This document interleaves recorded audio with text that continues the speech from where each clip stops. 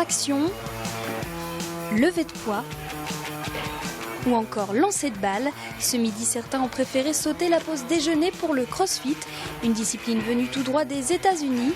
Objectif, être au top de sa forme.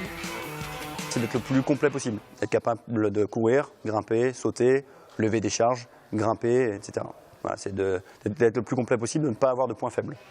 L'un des principes du CrossFit, exécuter un enchaînement d'exercices de 10 à 30 minutes d'une manière intense. À chaque entraînement, les activités sont différentes et adaptées à tous les sportifs. Les mouvements, les charges sont adaptés en fonction des personnes qui viennent ici, en fonction de leurs compétences, de leurs possibilités.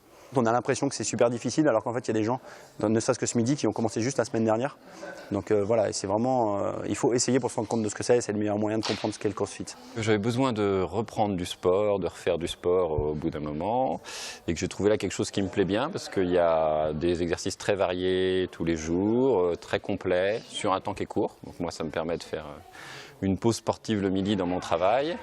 Évacuer le stress, se dépasser, le CrossFit est aussi une discipline qui cultive l'esprit d'équipe. Ceux qui ont terminé les premiers encouragent ceux qui n'ont pas terminé parce que ils ont tellement bavé eux-mêmes qu'ils encouragent les autres aussi à terminer. C'est convivial, on s'aide chacun et on s'encourage les uns les autres. J'ai fait une première séance d'essai, donc après, si on a surmonté le cap de la douleur et des courbatures, si on revient, c'est pour toute la vie, je crois. Au total, le CrossFit de La Roche-sur-Yon compte 70 adeptes. La discipline se développe puisqu'une vingtaine de salles existent en France depuis quelques années.